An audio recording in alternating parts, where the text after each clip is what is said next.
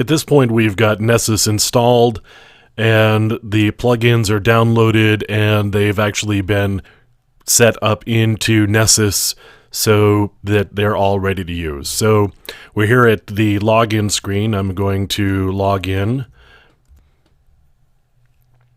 And now we're into the Nessus user interface.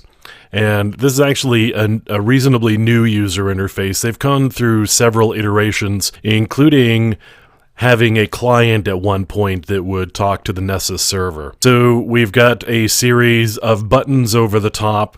This is where you would see results if we had actually done any scans.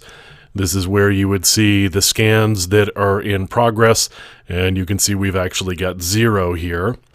And right here we've got where there are some templates and policies are actually where we would spend a lot of time doing configuration for scans. So you would create a policy, or you would modify one of the existing policies. You would set up different preferences and either turn on or turn off different plugins that you wanted to use. We can also create different users, so we could give people a login, and we could actually make them not an administrator, so maybe all they can do is look at the results, and they couldn't actually create scans as an example. So we've got the configuration here, and if you needed to use a proxy in order to get out to the internet, this is where you would set the web proxy so that you can go get plugins. And here's where we've got the feed. We've actually got an activation code. If you wanted to go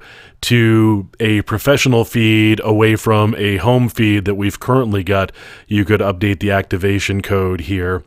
We could force an update of the plugins, but since we just did it a few minutes ago, not going to be any point in doing that. There are some mobile settings where you could have an Apple profile and do active sync, so you could use your mobile phone in order to interface with Nessus. Finally, some advanced settings.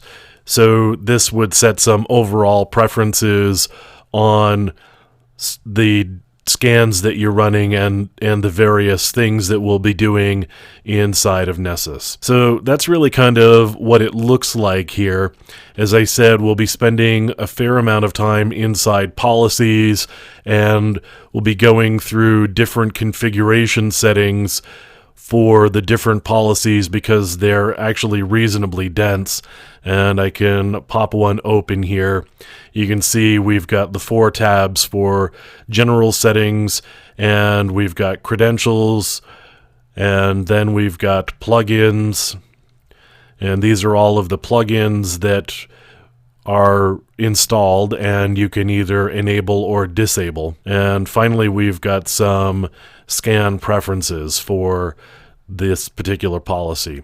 And you'll notice that several of the tabs actually have pull down. So in addition to the tabs, we have different pages within those tabs based on the different types of settings within the preferences. So we've got preferences here as an example, and we've got a lot of different preferences for different components of this particular policy. And the same thing here with credentials as an example.